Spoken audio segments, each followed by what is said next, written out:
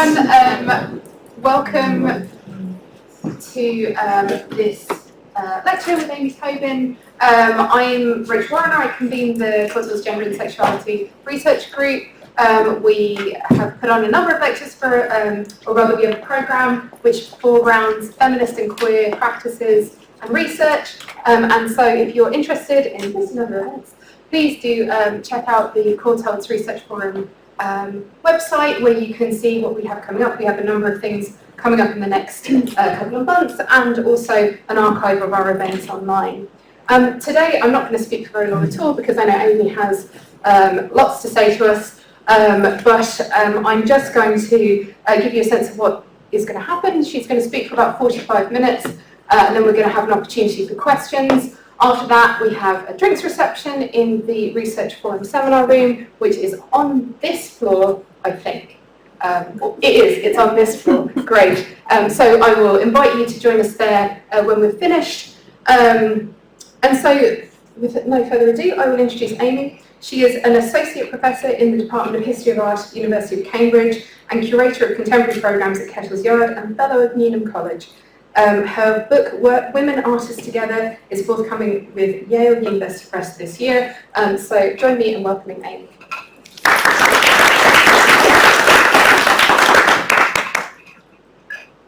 Thanks, Rachel. Can everyone hear me? Oh, great. Oh, sorry. Perfect. Okay, so Mary Beth Edelson and the Spiral Dance of Goddess and Cyborg. Mary Beth Edelson began her 1981 retrospective essay, See for Yourself, Women's Spirituality and Holistic Art, with an account of the inspiration of her visionary practice. I began to paint and draw images that spoke of women's power, the power of our bodies, in 1961, when I was pregnant with my first child. In a very specific way, images of numinous women as the triad, the one who is in charge, emerged in my work. I experienced what was happening in my body as holy, as sacred. The work that I conceived during this period reflects this attitude, symbolized by the use of concentric circles with energized perimeters that became spirals and were placed either on the heads of women or their breasts or vagina or womb. From this starting point of the double subjectivity of the pregnant person, Edelson went on to define these images as goddess. Initially, she says, the information came as academic study and intellectual exercise, but the intensity behind gathering the information came from experiencing what she called the all-powerful one, the spiritual one, as female.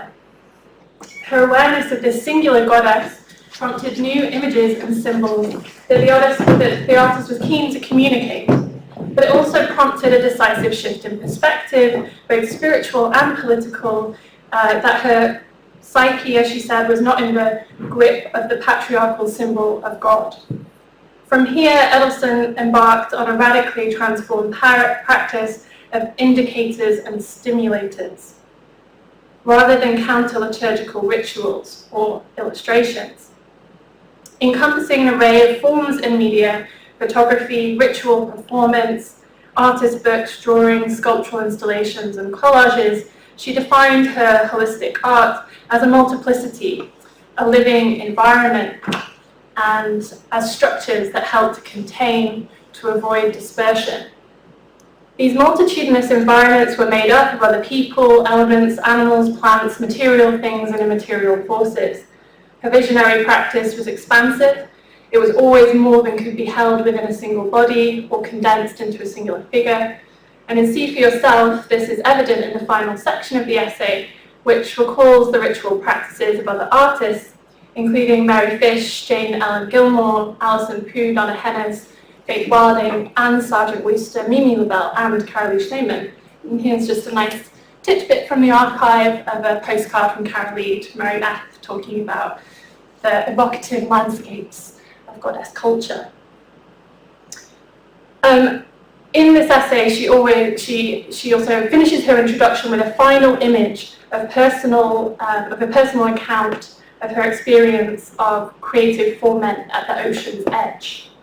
She says, "The night that I returned from the ocean, I imagined a circle of towering goddesses in my mind's eye, silhouetted against a night sky in my backyard. The next morning, I set out to make them. The circle became a series of stylized figures cut from plywood called the goddess tribe. When the tribe totally surrounded the viewer, she said, their bonding suggested communication, sound, whispers, and chants. As individuals, their physical presence suggested an exploration of various aspects of feminine realms, including bringing up the sun, wholeness, passages to other states, celebration, soaring, dominion, and dancing.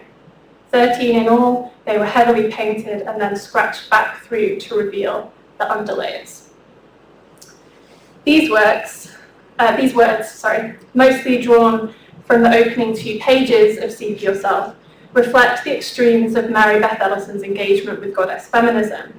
What begins as a firmly embodied encounter centered on the self, transformed into a revisionist focus on lost matriarchies and cultures of the goddess, replete with the sign systems and symbolism, that in turn inspired a revised collective vision for being in the world, a reorientation to others and ecological otherness, capable of redistributing power from hegemonic systems of transcendentalism and anthropocentrism. This ambitious project was kick-started, of course, by the audacious act of iconoclasm at the heart of her Some Living American Women Artists, a landmark work of feminist intervention into the history of art, as well as religious doctrine. And yet, despite the attention this and her other witty collages have received, the works that engage with goddesses, witches, or folkloric figures have often been sidelined, cited but not explored, or introduced only to be cast aside for their foregrounding of nature and their apparent naive celebration of the body and spiritual belief. As Jenny Klein argues in her important reevaluation of art influenced by goddess feminism, part of the problem might have been viewed pejoratively in part of the problem might lie with feminist goddess spirituality's invocation of nostalgia and primitivism, both of which have been viewed pejoratively in contemporary art criticism. But does a primitivizing logic hold fast? For Klein, in goddess art, bodies might have been prelapsarian in the sense that they were pre-Christian bodies, but they were not innocent and childlike, even when they invoked the sacred. Edelson and other artists, she says, used their bodies in performance to create a sacred body that was exuberantly sexual. Edelson contended discussions of her work as imagining a return to another, more authentic past. Instead, she saw her work as modelling thinking, feeling bodies augmented by technology and attuned to social, political, and ecological systems, as well as historical ones.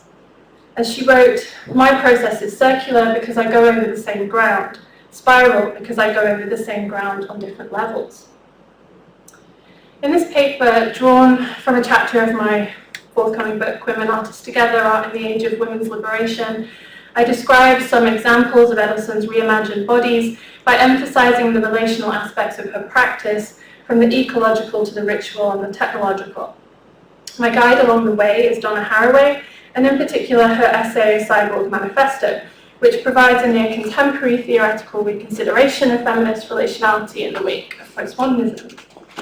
Haraway's cyborg and its famous line, "I'd rather be a cyborg than a goddess," might, at first pass, fall into the chorus of critical voices that maligned Edelson's work in the 1980s, at a moment when post-structuralist and semiotic theories began to dominate the political analysis of art.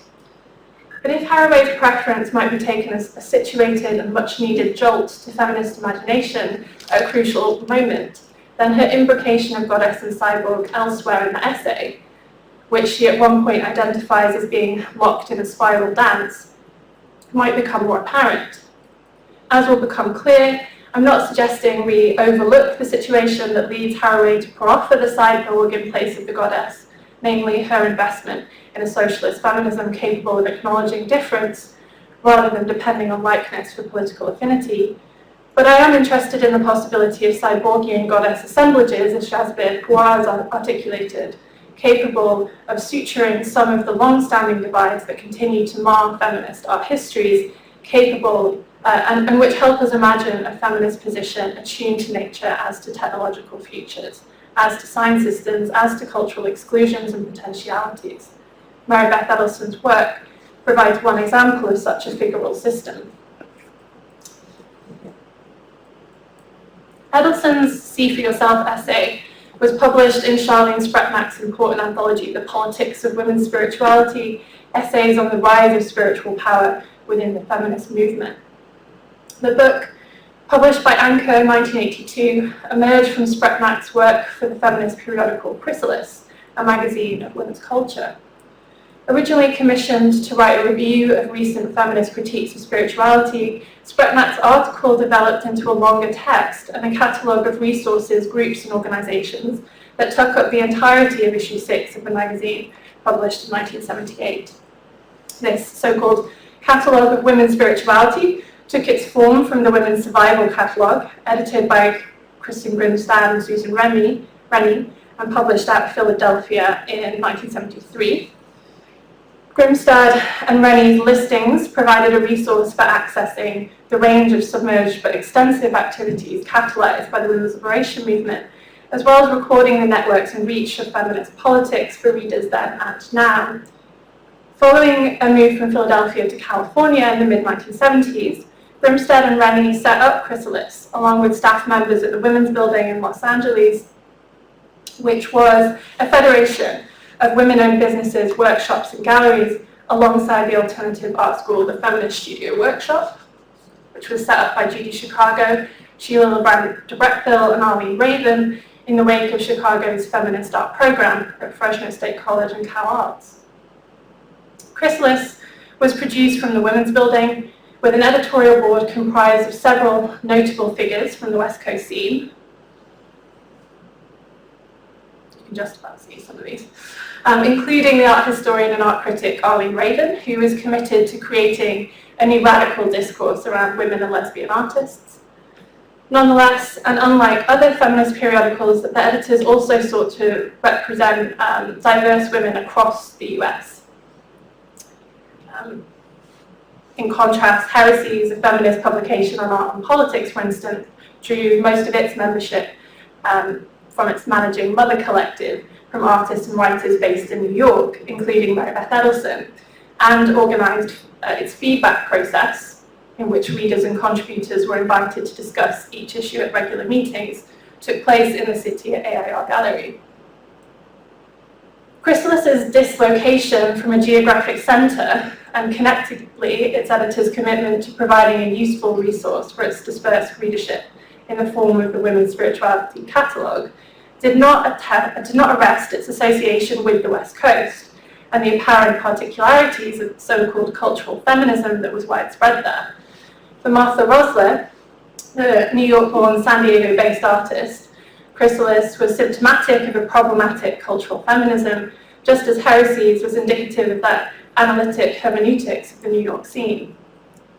In her 1977 article for Art Forum, titled The Private and the Public, Feminist Art in California, Rosler described a struggle between New York and Southern Californian women to control ideology.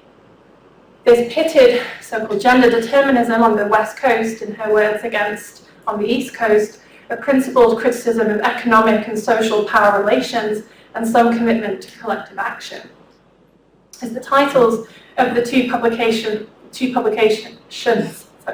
suggested, while Heresies signalled subversive critique, Chrysalis suggested rebirth and transformation, the hallmark of a cultural feminism that prioritised and believed in reform rather than the necessity of total revolution.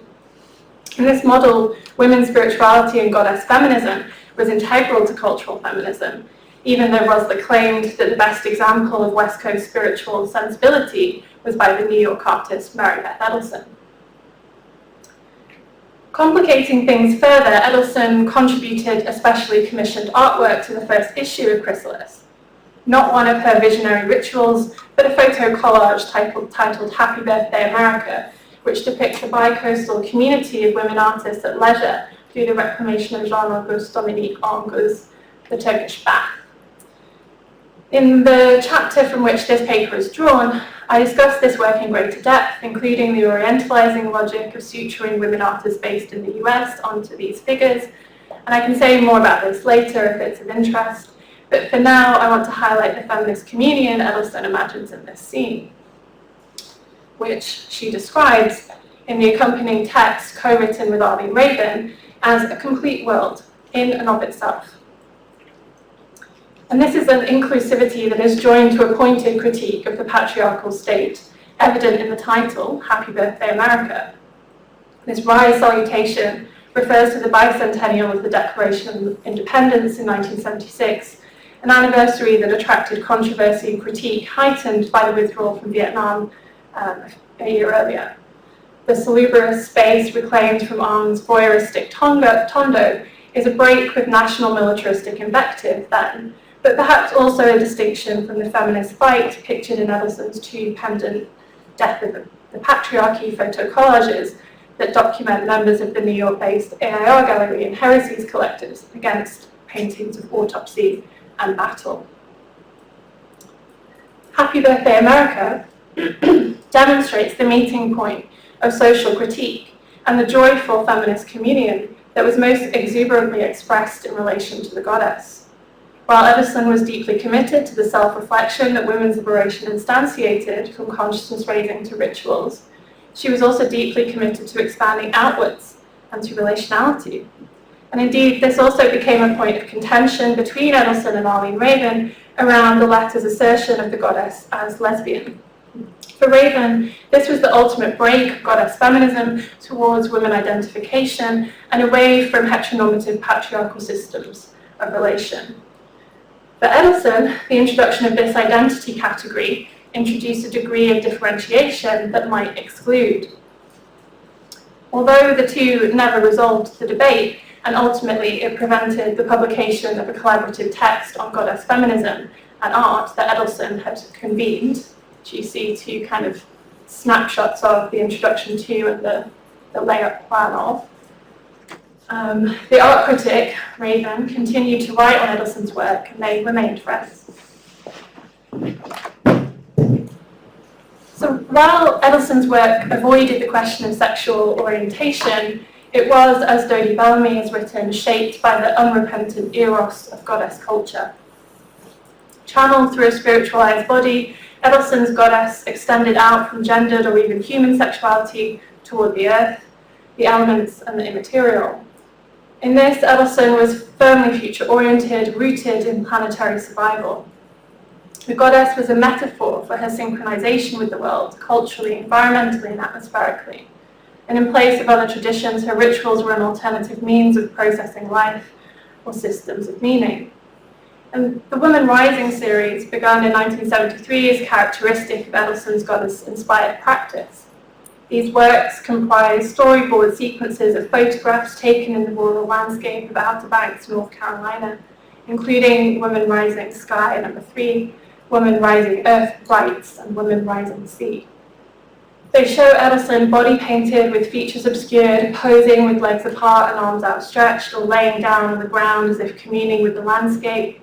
Energy lines added after printing or marked in the printing process appear to radiate between her body and the environment, giving form to the immaterial energy she felt as she focused on the goddess as a locus point for tuning into the flow of the elements around her.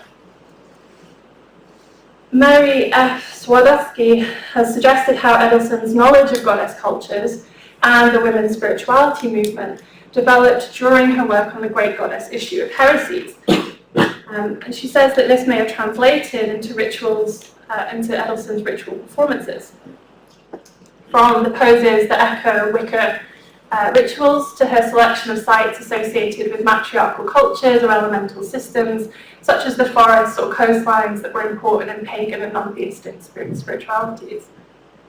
The invocation of these traditions had a political significance. The Woman Rising series and the numerous ones that followed that emerged from these performances presented so-called spiritualized bodies as an intervention in the circuits of secular objectification and the denigration of sexuality and religious doctrine. With her wild posing in nature, Edelson saw herself as embodying a sensuous eroticism open to reciprocal engagement with the world. For some feminists, however, the goddess was not only a metaphor for liberated force, but a suppressed belief structure that could be reclaimed to overturn male-dominated culture. Feminist theologian and philosopher Mary Daly was exemplary, of this position, and in her landmark book, Gynecology, Daly connects the goddess, along with other reclaimed identities like hag and spinster, to the recovery of the self through deeper connection to the body and the unconscious. Her call to remember the original and less pejorative meanings of these words was part of the work of dealing with the mind, spirit, body pollution inflicted through patriarchal myth and language on all levels, she said. This extended to her transformation of the medical specialism gynecology, which she said depends on fixation and dismemberment, into gyne-ecology that affirms everything is connected. Daly's holism relied upon a shared women's culture capable of exposing the lie of a phallocentric rather than a patriarchal system. It needed to be holistic to challenge a total system, but the will to connection also depended on the dissimulation of difference, when women, for Daly biologically defined, was understood as the primary other. The woman-identified woman Daly imagined in her gynecology was essentializing, prescriptive, and transphobic. She explicitly denigrated butch-fed matings modelled on matrimony, as she said, and inscribed gender difference into an expanded critique of the threat of what she called phallocratic boundary violations. Yeah. She even warned against the threat of total therapy, transsexualism, and cloning to authentic femaleness. And although both invoked the goddess and modelled a feminist ecology and identified with holism, Daly and Edelson cut their cloth very differently. Building up the Women Rising series, Edelson began to reprint photographs taken from earlier performances, overlaying the China marker drawings and found imagery to picture augmented, costumed, and mutated personas and acts of transformation, in which her body seems to dissolve or transubstantiate, as in dematerializing trans DNA. In other works, figures are augmented by the attributes of Kali and Wonder Woman, or made superhuman with technical or ancient prostheses, or as in Seeing Double, extra eyes to challenge the yet-to-be-theorized male gaze. Edelson's appropriations of religious, historic, and pop cultural imagery, along with her imagined body augmentations, expanded the conceit of channeling from nature and woman rising to the wielding of cultural science. And this departure transforms the image from a statically sexed body to one always becoming something else morphologically. Given that Edelson consciously exhibited and published these works in sequence, also underscores the importance of multiplicity rather than integrity. As she wrote, "I like the idea of contradiction because I don't want my symbols and images to become solidified and dogmatic." By 1977, she had abandoned the images of her naked body altogether and began using heavy cloth and chiffon to obliterate her body, her word, in more abstract photographs, including Shaking the Grass and Up from the Earth, where her blurred form all but escapes representation.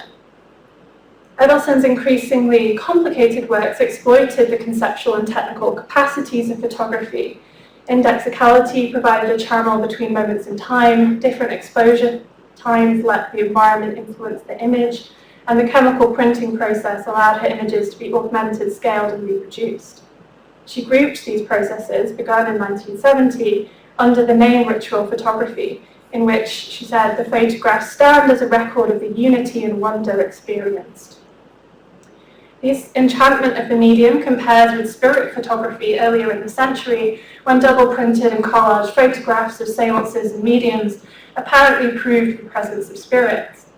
While those photographs relied on the truth value of photography and decoy props to image otherwise invisible forces, Edelson's experiments with timeless exposure, printing, collage, and drawing onto photographs heightened the formal attributes of photography as a manifestation to magical effect.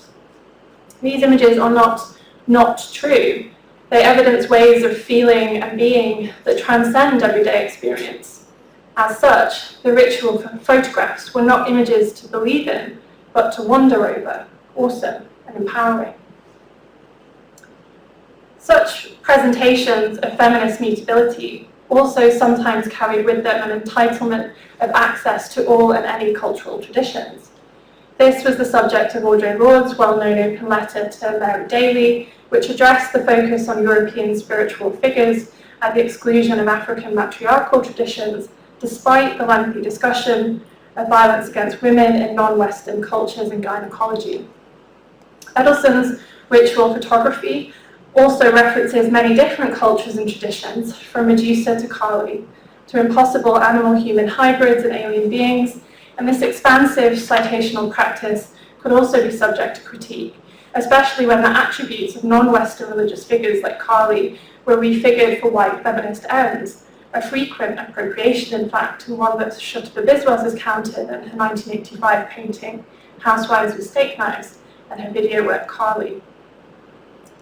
Such acts were recurrent in feminist spiritual and ritual practices, with white women using ancient non-Western and indigenous cultures as what Lippard tellingly described as talismans for self-development, or containers.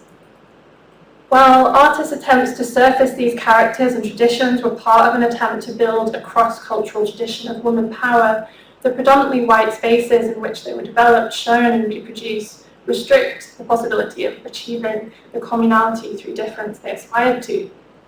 These reproduced what Audre Lorde called some old and distorted connection, rather than the real connections that exist between all of us. While Edelson's ritual photography pivoted around the artist's private performances for the camera, the prints also featured in her exhibitions. For instance, in proposals for memorials to the 9 million women burned as witches in the Christian era at AIR Gallery in 1977, a strip of ritual photographs taken in the Guapsiva caves was installed on the right wall of the space, providing, along with the exhibition title, a lateral access for the burning fire ladder in the centre of the space.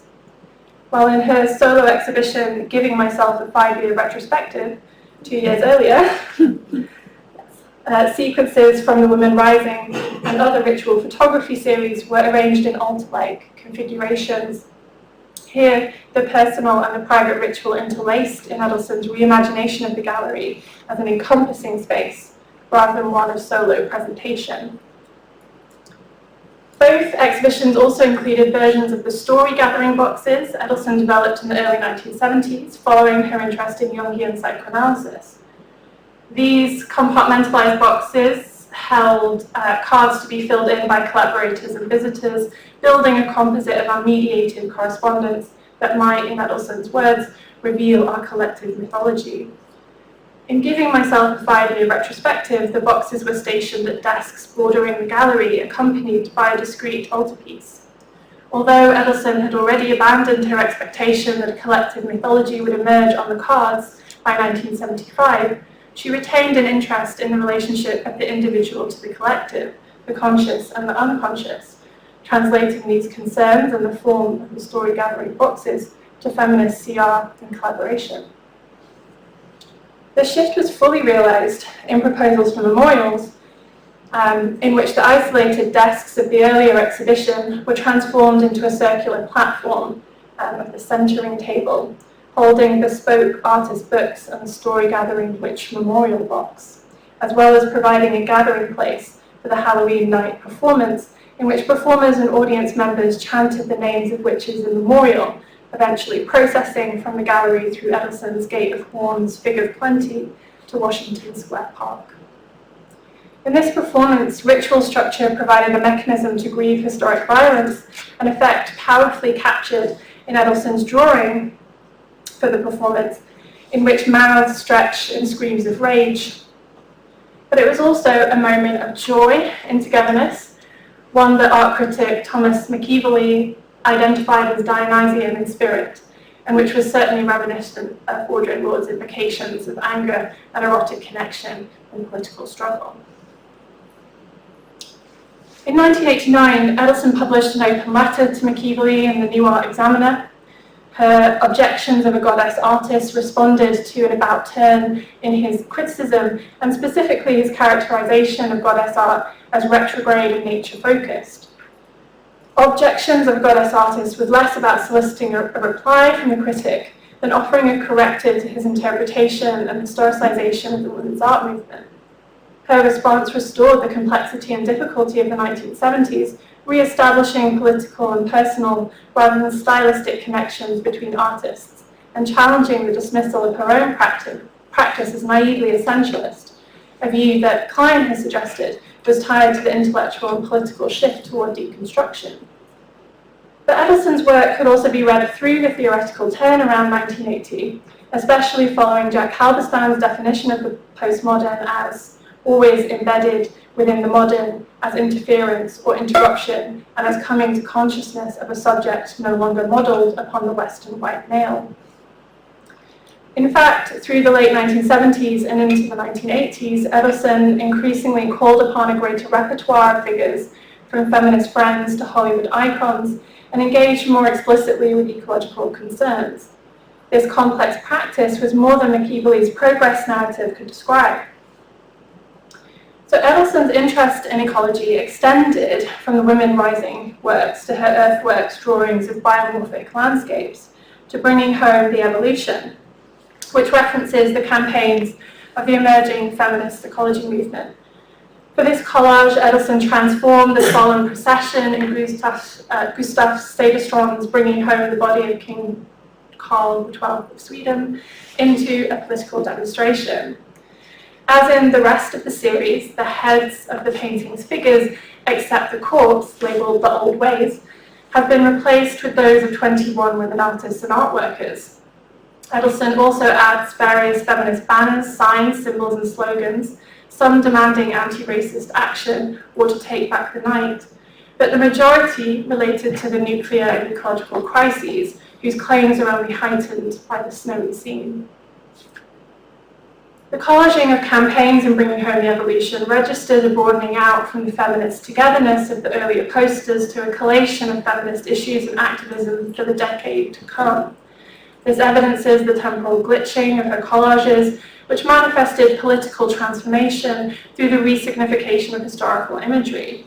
As she wrote, "Through brazen visual declarations, the posters assume certain privileges for women we don't actually have, and women are defiantly projected into a set of circumstances that don't actually exist." Although the collage technique in the posters works differently from the technical magic of habitual photography, there was continuity between these transformative practices rooted in Edelson's actual activism and the imagined feminist collectivities of her artworks. The most famous of her poster collages, in Some Living American Women Artists, or Last Supper, which she began in 1971 before she had met many of the artists involved or depicted. Some living American women artists provided Edelson with the opportunity to connect through correspondence with other women artists, and this was characteristic of her constant desire, as she put it, to move away from the singular isolation of the studio and to merge with others through her work. The artist sent most of the 82 images that appear on the poster, aside from a few that she found in publications. In return, she sent them a copy of the first print of the poster. As such, this work not only projected a set of circumstances that didn't actually exist, it also materialized a feminist community around the artist, one she developed and expanded through her participation in the AIR and Heresies collectives in the 1970s and throughout her career. And the photo collages were no mere representations, they were part of the women's art movement ecologies that Edelson sustained and catalyzed. So in addition to her relationships with other artists, Edelson built a feminist audience by making her work available in low-cost reproduction. She also used reproduced images to make the works, high-quality museum prints of the original paintings for the background, and copies of the portraits sent through the mail or clipped from other publications. Edelson made multiple Xerox copies of these artists' portraits, as well as images gleaned through her research into prehistory, building a cache of materials for the collage posters and the collage ritual photography series. These replicated materials multiplied the possibilities for feminist collectivity beyond the actually existing groups or the fantasy communions in the photo collages and the photographs. This results in her wall collages. In these works, Edelson arranged her photocopies without any underlying structure, often using multiple copies of a single image to create small repeating forms and motifs. Her copying mechanized a proliferating feminist collectivity. Unlike the transgressive piracy of other copy artists like Dara Birnbaum and Shari Levine, Edelson was not only concerned with disturbing the logics of originality, invention, and authorship. Her cutting, copying, and splicing was directed toward new relations and resignifications. Edelson routinely added these photocollages into ever-expanding configurations onto the walls of her studio. Photographs taken in 2018 show them hanging like daisy chains in thick clusters or pinned in dense and winding bands, sometimes touching the high ceilings or reaching the ground, amid displays of other works. The earliest combined portraits of artists in cloud-like forms, insect bodies, trailing limbs, or tentacles show artists coming together in groups. At other times, these groups appear clustered in eye forms, or a single portrait is multiplied and shaped into mandalas or multi-headed hybrids. Configurations like Webworks' Heresies from 1976 reimagine the collective as a network of faces spinning out from a spiderweb rather than a battlefield scene. Often faces are combined with wings or animal body parts, some are reflected in symmetrical patterns, others are juxtaposed with images of Sheila Nagigs and Barbos that also appear in the ritual photography. In later collages, Edelson began to introduce images from art history, cinema, and music, including Venus, Marilyn Monroe, Gina Rowlands, and Grace Jones, many of whom also appear with Sheila Nagigs and Barbos in Edelson's works on paper from the 1980s and 90s. Edelson's hybrid forms broke with feminist disputes around the politics of representation. Her non-human bodies not only transformed, as Laura Cottingham argued, the patriarchal codes that define and limit female identity, they modeled a different politics of affinity or assemblage. The multiplied faces and forms of these wall collages do not glorify women past or present, projecting lost renown or evidencing struggle. They map chimeras of relationality. And with this, Edelson's constructed figures correspond with the boundary-crossing cyborgs Haraway named in A Cyborg Manifesto. So Haraway described the cyborg as a creature of social reality, as well as a creature of fiction, unique to the late 20th century. Our time, a mythic time, when we are all chimeras, theorized and fabricated hybrids of machine and organism, in short, cyborgs. The cyborg disturbed the existing politics of feminism and socialism, upsetting the humanism of modernity, reconfiguring politics, technology, and nature, what Haraway called the informatics of domination, and proposing new means of resistance. This postmodern network figure disrupted debates over essentialism being composed and coded through language, always more than a single biological organism, and connected in new affinities. As Haraway wrote, one is too few and two is only one possibility. Edelson, using found and replicated images rather than language, was imagining similar reconfigured social relations and hybrid technological bodies in her wall collages. These proliferations, distinct from the singular overlays of the poster collages that replaced faces and names but retained systemic foundations, were disruptive of the deepened dualisms of mind and body, animal and machine, idealism and materialism that Haraway described. They offered potent fusions, as she said, capable of teaching us how not to be man, the embodiment of Western logos. With A Cyborg Manifesto, Haraway reconceptualized world struggle, drawing together subjects, fields, and ideologies hewn apart into new differential relations. She recognized the increasing interconnectivity of capitalist globalization, arguing for a feminism and a socialism, and a feminist socialism, capable of attending to contemporary structures of domination. The essay was accepted by the West Coast Committee of Socialist Review and included numerous references to Haraway's commitments to socialist feminism and eco-feminist organizing in the region. Her combination of science fiction speculation on new forms of resistance and intervention in the recent history of feminism and the painful fragmentation among feminists, not to mention among women, along every possible fault line, is important.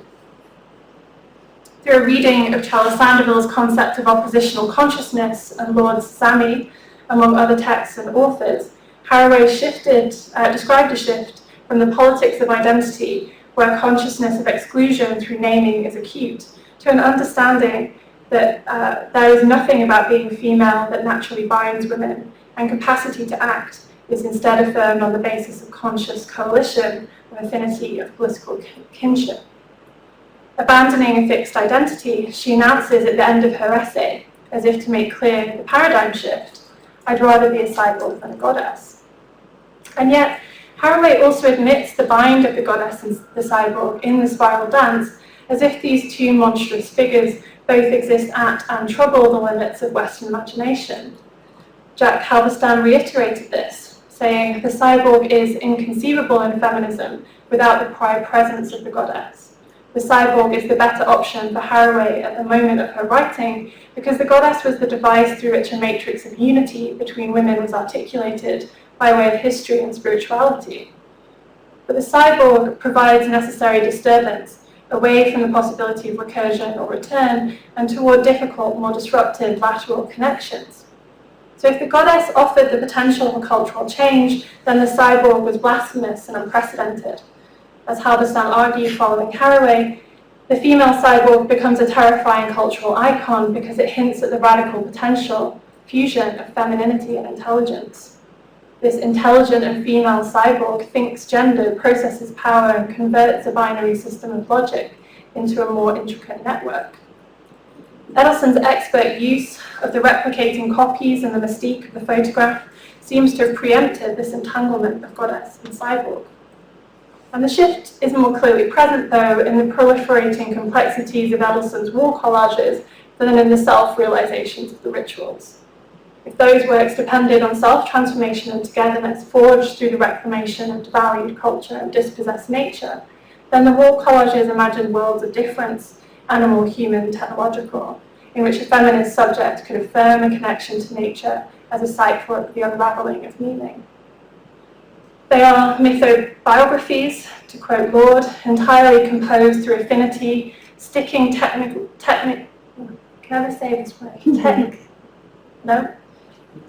technology, when you use that to reproduce something, okay? Sticking those things together in lateral connections.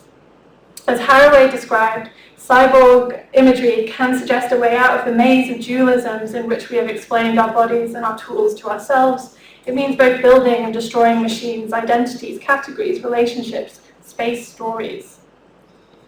And these Xerox chimeras of the wall collages also might help us imagine staying with the trouble, to quote Haraway's more recent intervention into feminist ecological theory.